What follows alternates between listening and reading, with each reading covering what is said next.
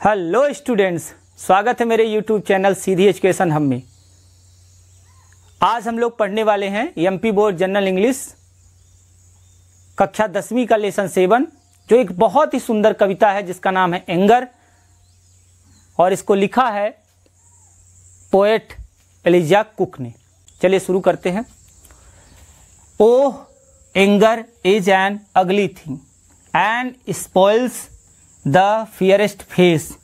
It cometh like a rainy cloud upon a sunny place. चलिए शब्दों के अर्थ समझते हैं। ओह मतलब अरे, एंगर मतलब क्रोध, इज मतलब है, एन मतलब एक, अगली मतलब होता है बदसूरत, कुरूप, बेढंगा, थिंग मतलब होता है वस्तु या चीज, एंड स्पॉइल्स, एंड मतलब और, स्पॉइल्स मतलब होता है बिगाड़ देना, बर्बाद कर देना, नष्ट कर देना, फियरेस्ट फेस मतलब होता है सुंदरतम चेहरे को, इट मतलब यह, कम्थ मतलब होता है आता है, लाइक मतलब की तरह जैसे, ए मतलब एक, रैनी क्लाउड का मतलब होता है बरसात का जो बादल होता है उसे रैनी क्लाउड बोलते हैं, अपान मतलब के ऊपर होता है, ए सनी प्लेस मतलब होता है धूप खिला मौसम, सुनहरी धूप वाला मौसम। तो एलिजा कुक बताना चाहती हैं इस स्टेंजा के माध्यम से, वो कह रही हैं कि oh anger is an ugly thing, अर्थात अरे क्रोध एक बुरी चीज है, एक कुरूप वस्तु है, क्रोध एक कुरूप वस्तु है, एंड स्पॉइल्स और वह बिगाड़ देती है द फेयरेस्ट फेस यानी सुंदरतम चेहरे को। यदि किसी मनुष्य को क्रोध आता है तो सुंदर से सुंदर चेहरा भी कुरूप लगने लगता है। यह एलिजा कुक बताना चाहते हैं। आगे कहती हैं कि it cometh like a rainy cloud upon a sunny place.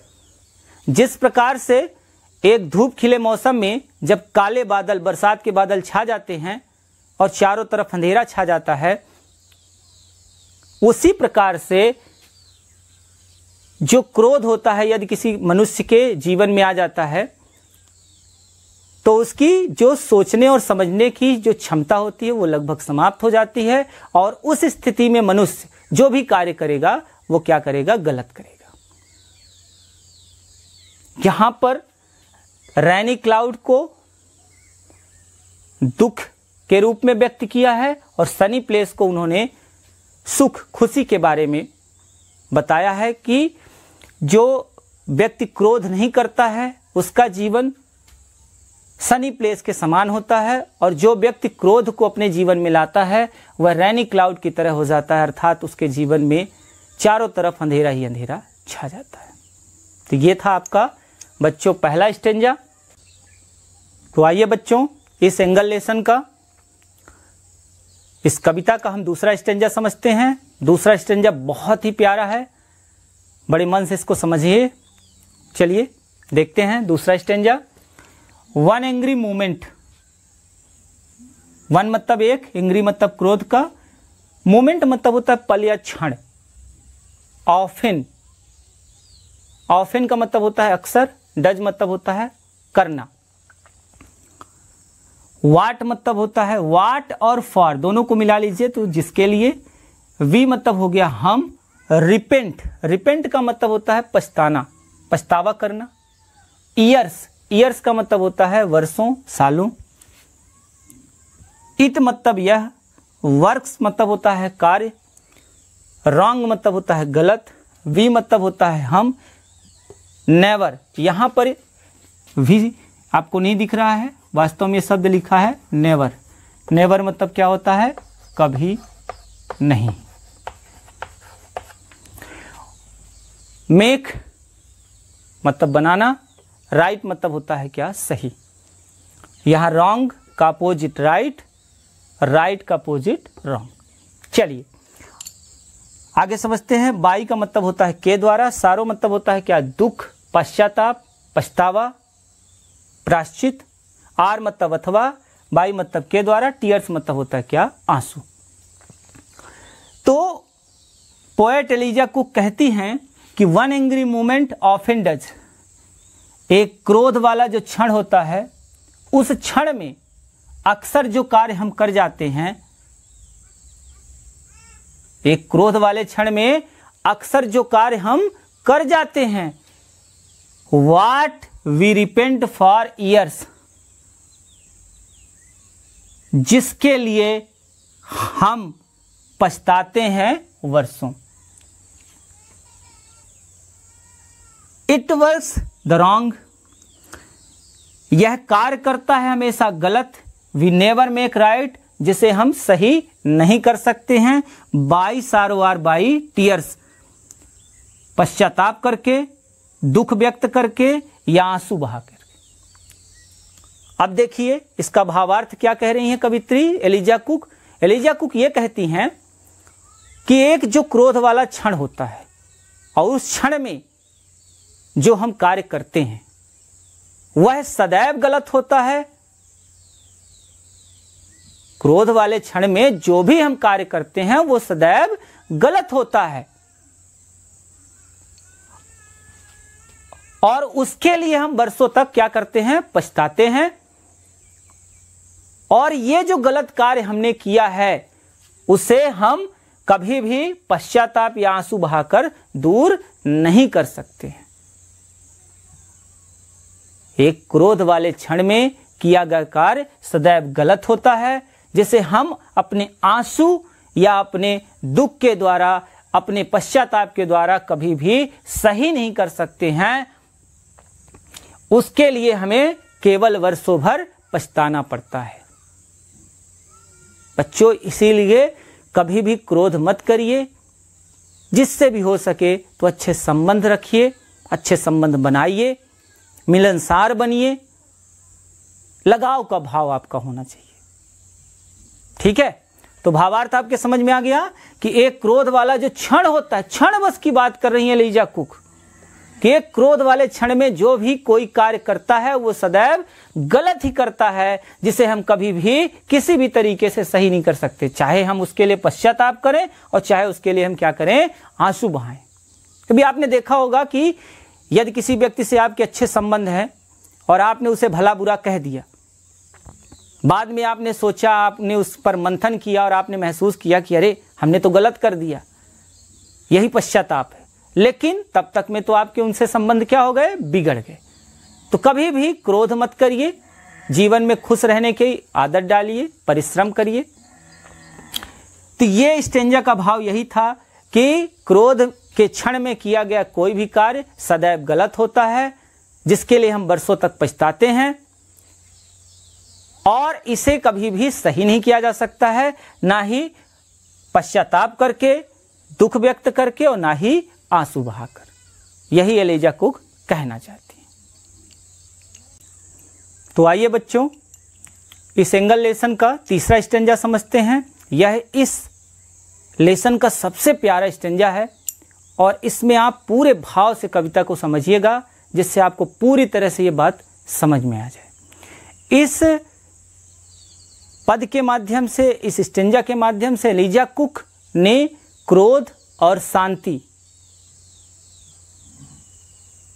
की तुलना की है, तो उसको भी हमें समझना है। चलिए समझते हैं। The hand of piece, the hand of piece, फिर से यहाँ पे सिंबॉलिक मीन्स अगर इसका समझेंगे, हैंड ऑफ पीस का मतलब यह हुआ कि जो शांति का हाथ होता है, अर्थात जो शांति प्रिय व्यक्ति होता है। शांति प्रिय व्यक्ति कौन होता है? जिसके अंदर दयालुता होती है, जिसके अंदर उदारता होती है, जो मीठा बोलता है, मधुर होता है, जो स्पष्टवादी होता है, स्वभाव का जो निर्मल होता है। तो the hand of peace, peace मतलब होता है शांति। तो जो शांति का हाथ होता है इज फ्रैंक। फ्रैंक मतलब क्या होता है? फ्रैंक यानी होता है खुले विचारों वाला। कोई व्यक्ति फ्रैंक वह होता है जो खुले विचारों वाला होता है, उदार होता है, निर्मल स्वभाव का होता है। ईश्वर द्वेष जिसके मन में नहीं होते हैं, जिसके मन में कभी भी क्रोध उत्पन्न नहीं होता है, वह फ्रैंक होता है, खुले विचारों, उच्च विचारों वाला होता है। एंड और वार्म, वार्म का मतलब गर्म नहीं, वार्म का मतलब होता है एक ऐसा व्यक्ति जो बड़े ही गर्मजोशी से आपसे मिले या आप उससे मिलें तो बड़ा ही आपको अच्छा लगे, रिश्तों में गर्माहट बनी रहे, अर्थात संबंधों में मधुरता बनी रहे। देखिए, सीधा सीधा अर्थ समझेंगे तो कभी समझ में नहीं आएगा। यहाँ वार्म मतलब अगर गर्म आप समझ जाएंगे तो नहीं समझ में आएगा। वार्म का मतलब होता है रिश्तों में मधुरता, रिश्तों में लगाव, वो कहलाता है क्या? वार्म।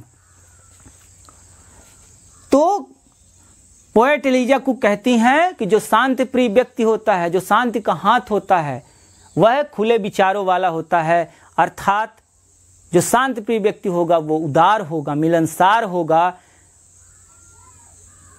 वो आप जब उससे मिलेंगे तो वार्म वेलकम करेगा, गर्मजोशी के साथ आपका स्वागत करेगा, बड़ा ही वह लोकप्रिय होगा। जो शांति प्रिय व्यक्ति जो होता है, जिसके जीवन में शांति होती है, वह किसके समान होती है? बिल्कुल डोव्स विंग के समान। डोव एक सफेद कबूतर होता है जिसे पाख्ता भी बोलते हैं। इसके गले में एक रिंग होती है और इसके जो पंख होते हैं वो बहुत ही सॉफ्ट, बहुत ही मुलायम या कोमल होते हैं। तो जिस प्रकार से सफेद कबूतर या पाख्ता को हम जब उसके पंखों को छूते हैं तो जो कोमलता, जो मुलायमपन हमें महसूस होता है, उसी प्रकार का शांति का हाथ होता है, उसी प्रकार से शांतिप्रिय व्यक्ति होता है। शांतिप्रिय व्यक्ति जो होता है बहुत ही उदार होगा, बहुत ही दयालु होगा, बड़ा मिलनसार होगा, स्वभाव में उसके बड़ी ही मधुरता होगी, वाणी में बड़ी मिठास होगी। And soft as ring dove's wing. ये आप समझ गए कि जो शांति का हाथ होता है वह खुले विचारों वाला, गर्मजोशी वाला होता है, रिश्तों में गर्माहट लाता है, मिलनसार होता है। शांतिप्रिय व्यक्ति खुले विचारों वाला होता है, उदार होता है, और वो बिल्कुल उस तरह से होता है जैसे सफेद कबूतर के जो कोमल पंख हैं उन्हें स्पर्श करने पर जैसा फीलिंग्स हमें महसूस होती है, जैसा हमें एहसास होता है, उसी प्रकार का शांतिप्रिय व्यक्ति होता है। आगे एलिजा को कहती हैं कि and he who क्वेल्स an angry thought, and he who क्वेल्स an angry thought. And मतलब और, ही मतलब वह, हु मतलब जो, क्वेल्स मतलब होता है बस में कर लेना, नियंत्रित कर लेना। एन एंग्री थॉट, अपने क्रोध के विचारों को। एंग्री मतलब क्रोध और थॉट मतलब क्या होता है? विचार। तो एलिजा को कहती हैं कि और वह जो, यहां पे हु का मतलब कौन नहीं, जो होगा, क्योंकि बीच में आया WH वर्ड। तो और वह जो बस में कर लेता है, नियंत्रित कर लेता है अपने क्रोध के विचारों को, अपने जीवन में वह क्रोध ही नहीं आने देता है। एलिजा कुक ने तो यहां तक कहा कि वह जो है वह राजा से भी महान होता है। राजा न्याय का प्रतीक होता है। राजा कभी भी द्वेष भाव से न्याय नहीं करता है। राजा का जो हृदय होता है बड़ा होता है, उदार होता है, वह सही न्याय देता है। तो एलिजा कुक कह रही हैं कि राजा से भी महान वह व्यक्ति होता है जो अपने क्रोध के विचारों को नियंत्रित कर ले, अपने हृदय में समाहित कर ले, उसे अपने बस में कर ले। अर्थात जो अपने जीवन में कभी क्रोध नहीं लाता है वह राजा से भी क्या होता है? महान होता है। ग्रेटर, अधिक महान, देन की तुलना में, किंग मतलब राजा। तो जो व्यक्ति अपने क्रोधी विचारों को अपने बस में कर लेता है, उसे नियंत्रित कर लेता है, अपने जीवन में कभी क्रोध नहीं लाता है, वह राजा से भी क्या होता है? महान होता है। तो आइए बच्चों, इस एंगल लेसन का अंतिम स्टेंजा समझते हैं। बहुत ही सुंदर कविता एलिजा कुक ने लिखी है, बड़े मन से इसको भी समझिए। एलिजा कुक पोएट कहती हैं कि एवर रिमेंबर, एवर मतलब क्या होता है? हमेशा। रिमेंबर मतलब याद रखना। इन मतलब में, दाई मतलब अपने, इलेशन फर्स्ट में भी आया था, मैंने आपको इसको बताया था। यूथ मतलब होता है युवावस्था, जिस अवस्था में आप पहुंच रहे हो। दैट की, ही मतलब वह है, हु जो, फॉर्मली मतलब होता है क्या, दृढ़ता पूर्वक, अडिग होकर। ट्राइज, ट्राइज मतलब होता है प्रयास करना। टू कनक्योर, कनक्योर मतलब क्या होता है, विजय प्राप्त करना। एंड और टू रूल हिमसेल्फ, स्वयं पर शासन करना। रूल हिमसेल्फ, रूल मतलब शासन होता है, हिमसेल्फ मतलब स्वयं पर। इज मतलब है नोबेल, नोबेल मतलब होता है श्रेष्ठ, कुलीन, उच्च विचारों वाला। ब्रेव यानी होता है बहादुर, एंड और वाइज यानी होता है क्या, बुद्धिमान। तो आइए इसका भावार्थ समझते हैं कि ever remember in thy youth, Eliza Cook कहती हैं कि हमेशा याद रखना अपनी युवावस्था में, है बच्चों, हमेशा याद रखना अपनी युवावस्था में कि, दैट मतलब कि वह जो दृढ़ता पूर्वक प्रयास करता है। हमेशा याद रखना अपनी युवावस्था में कि एक जो व्यक्ति दृढ़ता पूर्वक प्रयास करता है टू कनक्योर, विजय प्राप्त करने के लिए, एंड टू रूल हिमसेल्फ, विजय किस पर प्राप्त करने के लिए, अपने मन को नियंत्रित करने को, अपने मन को नियंत्रित करना, अपने विचारों में क्रोध का भाव ना लाना, अपने क्रोधी विचारों को नियंत्रित कर लेना, वो रूल हिमसेल्फ कहलाता है। मन के भटकाव को रोक लेना।